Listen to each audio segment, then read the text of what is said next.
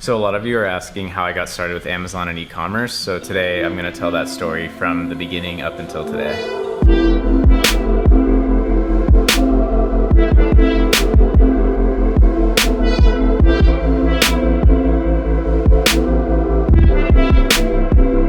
So you're probably expecting some story about how I started this like a week ago and now I have millions of dollars and I do it all with zero work from a beach in Bali.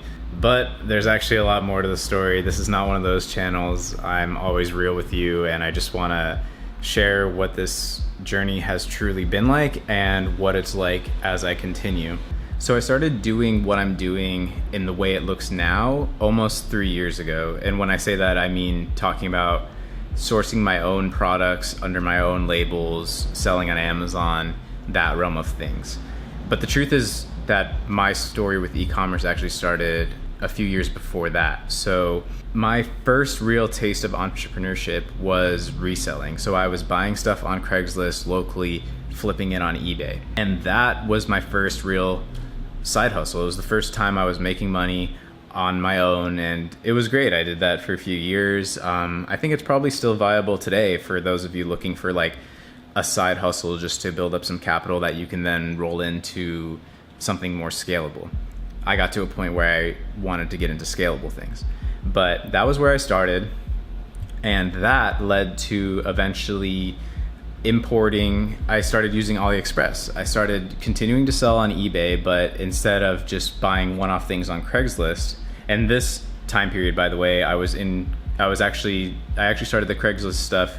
I was in community college. I was doing it on the side. I had a job. I was a server, and I definitely will have stories about both the phone business and server stuff in the future. They're all going to be stories. But so yeah, I was doing the phone thing, and that led into wanting to source sort of bulk items from AliExpress. So I started getting into phone related items. I was doing I was really early in selling tempered glass screen protectors for iPhones. I started selling repair parts, which definitely will lead me to some really good stories for this channel in the future.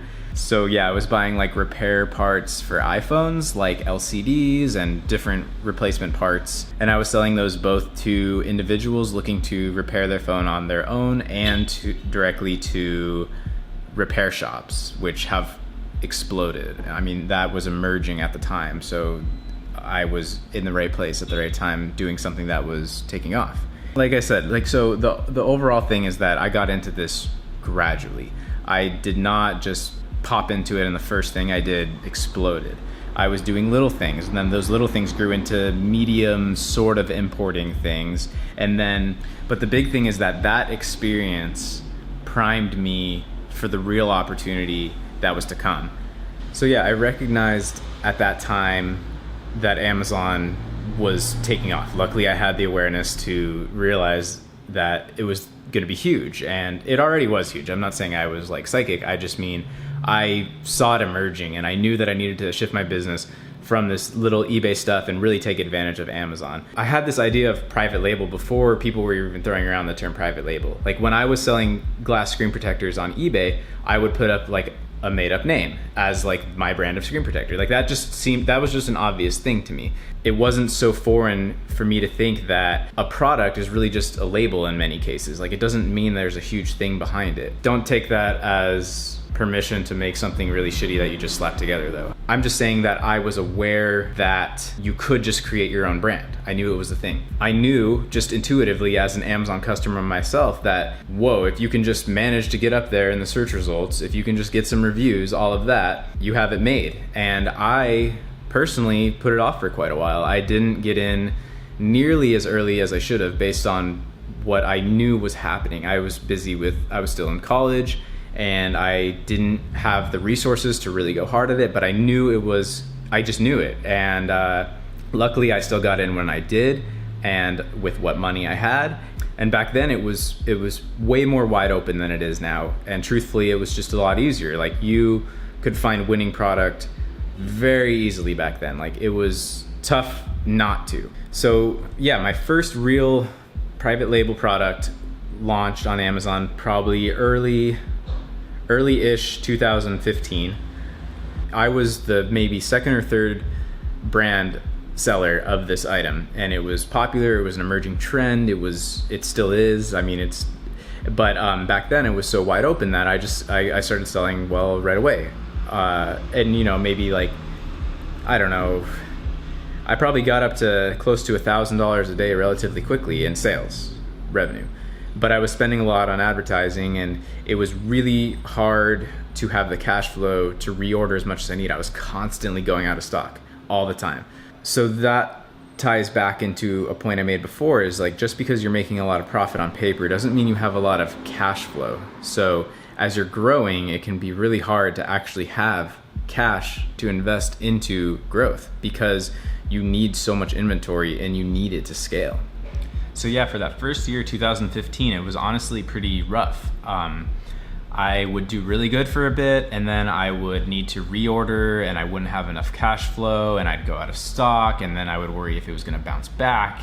You wouldn't want to risk ordering too much and then having it not bounce back, and then you're stuck with all this inventory. It's still, honestly, I mean, I still have problems like that today, just on a different scale. So it was not all great. So yeah, through that first year, this was on my first brand. I launched a few very similar related products to that first one, and they all just kind of, went off each other, and some, like my second one started doing better than the first one, stuff like that. And I'm doing what I've talked about before, which I was expanding within this one brand, and it was doing pretty well. But this was around the time that a lot of free information started coming out. Many people have been asking me like, oh, like what course did you take, all this stuff. I don't think there was a course when I started doing this. I was just figuring it out, and I had and still have a few friends that are building similar businesses, some of them even bigger, some comparable, and we would help each other out, and that was what I had. And I had my previous experience with e-commerce, and I just had the willingness to learn and figure it out as I went. So yeah, that first year I think I did something around $250,000 in revenue, but I was not pulling money out of the business for the first year and a half or so, because I mean, there was no money, even though it did that. And I don't know even the final profit of that year, I forget, but it wasn't that high, and it was all leveraging back into new products and expansion. So it was tough. And there were times that first year where I seriously thought it wasn't gonna work, because when I only had these couple products, there would be so many like undulations in sales. Like, it'd be great one day, and then the next day I would have spent $300 on PPC.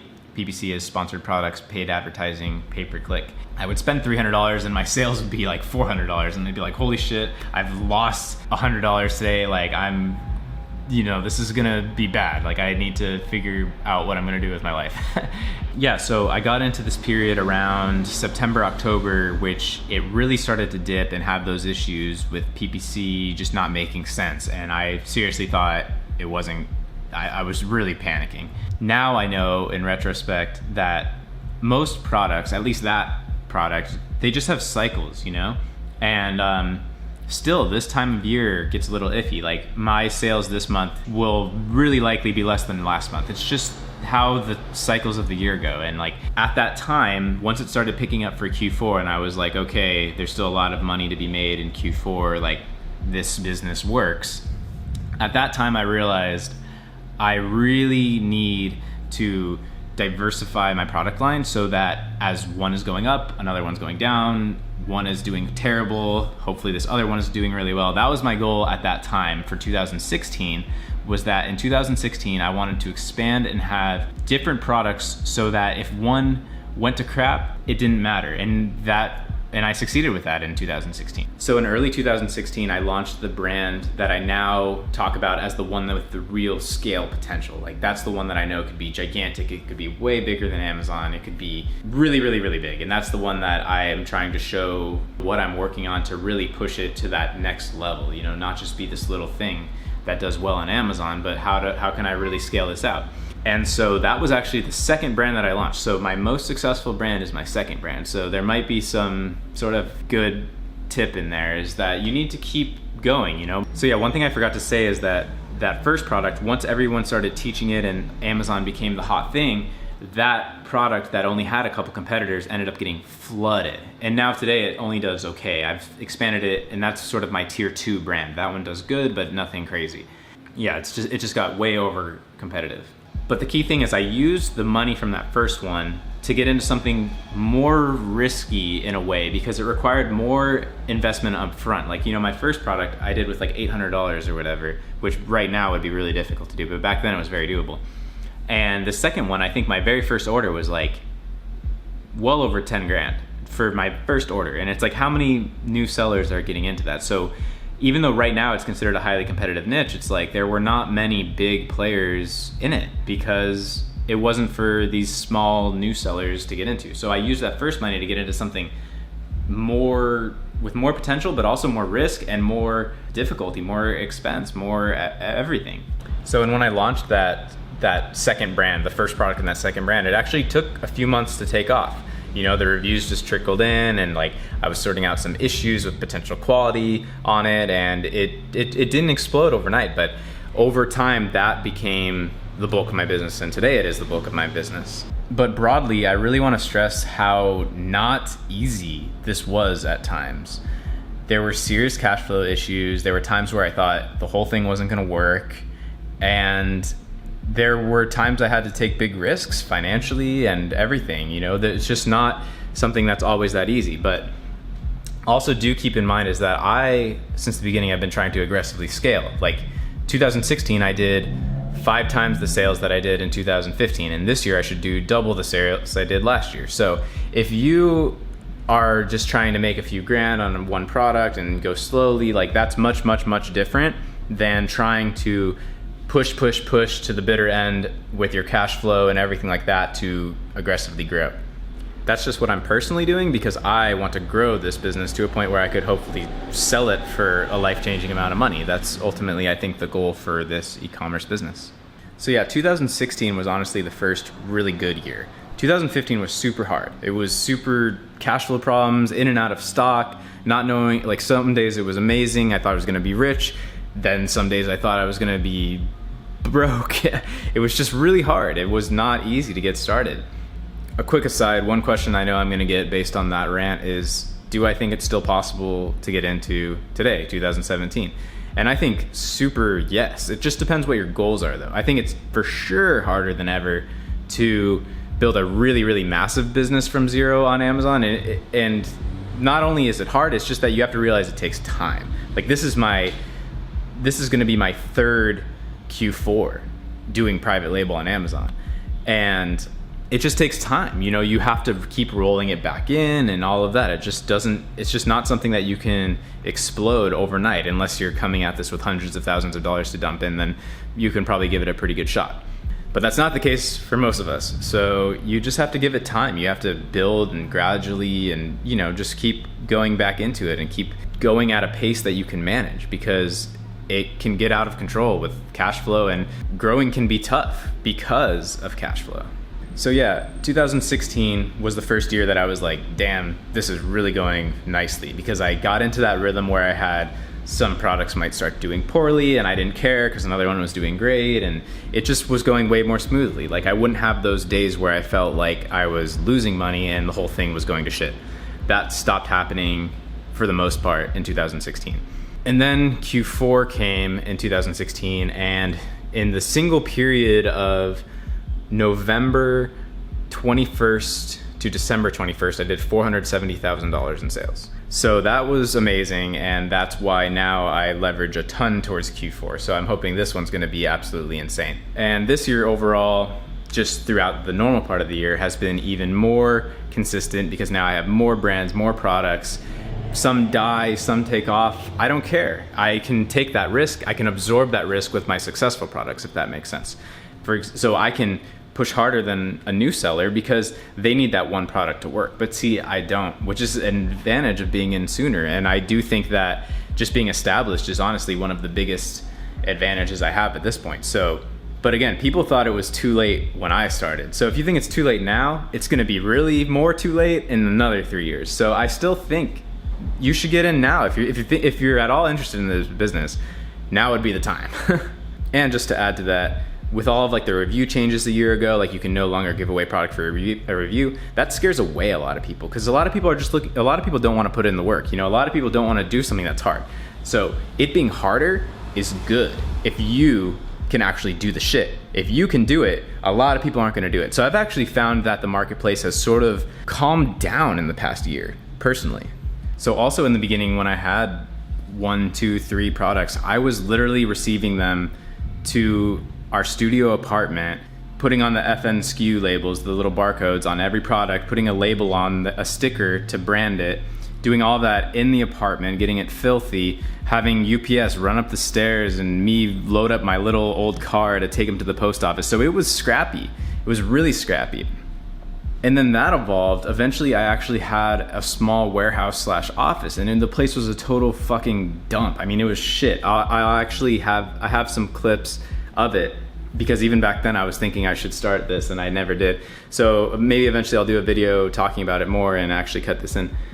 But yeah, then I was like handling all this inventory and it was just a mess. And so it took me a long time to really figure out how to smooth these things out and have things go directly from the factories into a freight forwarder to Amazon without me touching it. And it just takes time. So the point is it's like not a immediate, profitable, passive, easy thing to do. So yeah, I think that sort of sums up my story in e-commerce from the beginning.